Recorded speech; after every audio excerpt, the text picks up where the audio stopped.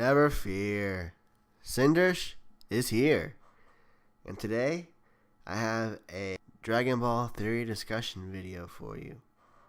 The topic will be based on part of the events from Dragon Ball Super episode 67. So if you have not watched that episode yet, there will be spoilers for part of what happens in that episode. If you don't want to know about those spoilers, you may want to come back to this video later. If you're still here, let's get into the details. So, Trunks destroys the body of Zamasu. Zamasu then merges with the universe itself, or something along those lines. It's a little bit unclear there. So, Goku, Trunks, Vegeta try to blast the universe Zamasu and make no difference whatsoever.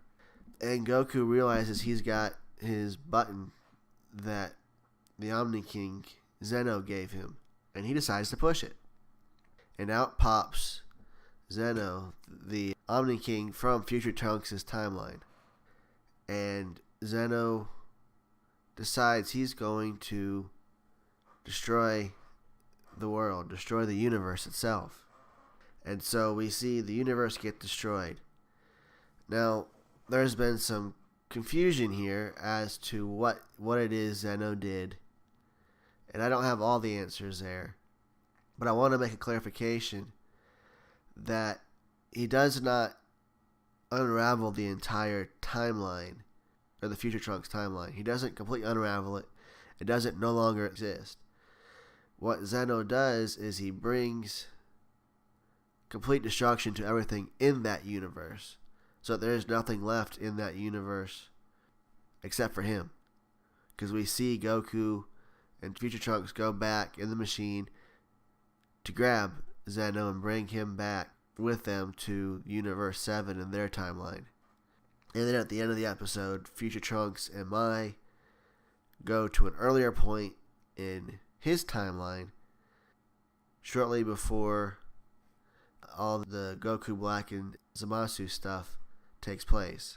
And they can do that because the timeline does still exist. It's just after a certain point, the universe has been destroyed. And so that leads me to the second part of my explanation, and that's the destruction of the universe. Now, in this case, it's being destroyed by a god. And if you're a Christian, you believe God is going to destroy this universe at some point. And we don't know what that destruction is going to be like. Is it going to be like Zeno's, where the universe is actually still going to be there, but everything that's been in it that was physical and tangible has been destroyed? I mean, the Bible does talk about the fact he's going to destroy the universe and then create a new heaven and earth.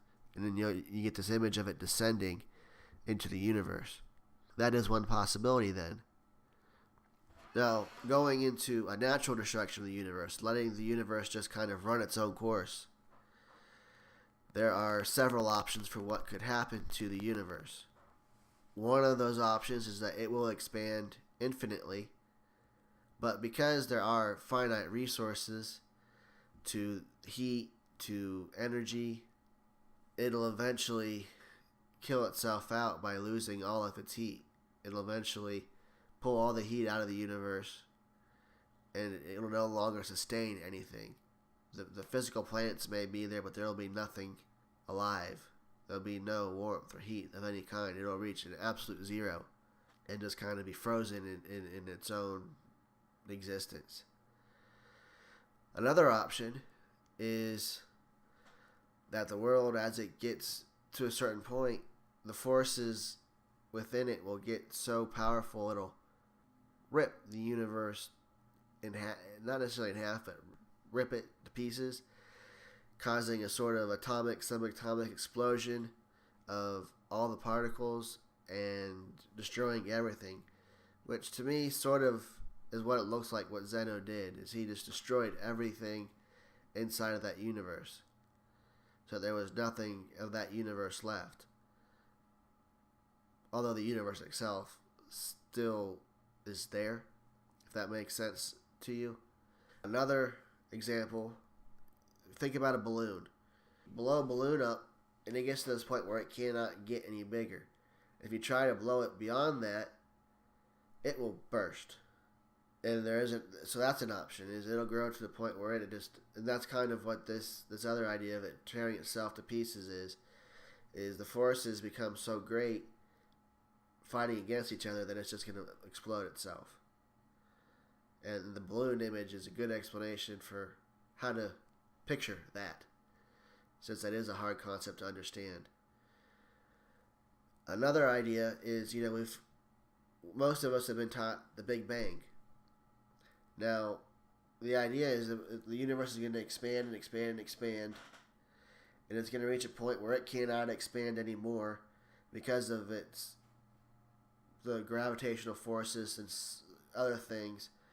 It will have to then start shrinking and imploding back in on itself, eventually creating that nuclear point that the Big Bang started with. Some people believe it'll do this just the once. Others believe it's maybe we're in who knows what cycle of it doing this, where it's gone and exploded with a Big Bang, and then it's gone and done its implosion and shrunk back, and it's done that a couple times. We don't know, because we couldn't be able to see outside of our version of the Big Bang. And in most of those examples, even where the universe explodes, then you've kind of got this infinite end to it. The timeline will never stop. Even if you've got this expanding and imploding, the timeline goes through, it's going to be infinite as well there. Where at certain points you could go into that timeline and see one of these Big Bangs, or see the universe shrink to that final tight instant, or anywhere in the middle. You just have to know how to program the time machine to jump to that point. Or if you've got just one iteration of the universe coming into existence and then shrinking back into nothing, then you've got a finite timeline where you can go to its beginning, go to its end, go to anything in the middle.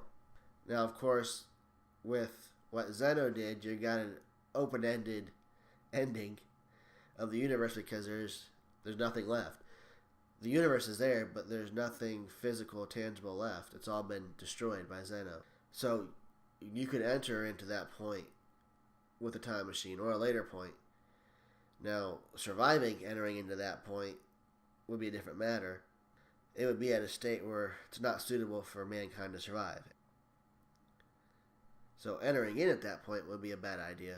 But you could enter in at that point, or as Trunks and Maya are going to do, they're going to go back to an earlier point, which has not been wiped out, and with help from Whis, they're going to enter in and create one last new timeline, so that the one timeline that all these negative events are still going to happen, but that they'll all be able to live through this new timeline where Zamasu does not come, Black Goku does not come. In fact, Whis said he was going to go back to a point before that version of Beerus was killed and that Supreme Kai was killed, and have him go kill Zamasu before Zamasu can become a bad guy, which will make one last split in the universe 7, based on Future Trunks' timeline, the original timeline for all the timelines of Universe 7. I think that covers all the details there. If you still have questions, feel free to post them in my comment section. This is Super Saiyan 7 Cindersh. Hope this has made some sense for you, help clarify what's going on in episode 67 of Dragon Ball Super. I hope you'll go check out my other material. Hope you'll like this video, and I'll be back with more content sometime here in the near future. So thank you for watching. Dragon Ball, Dragon Ball Z, Dragon Ball GT, Dragon Ball Super are property of Funimation, Viz TV, Fuji TV, Toei Animation, and Dragon Ball Z Abridged is the property of Team 4-Star. Of course, all of it, the initial creator for them was Akira Toriyama. Please check out their content.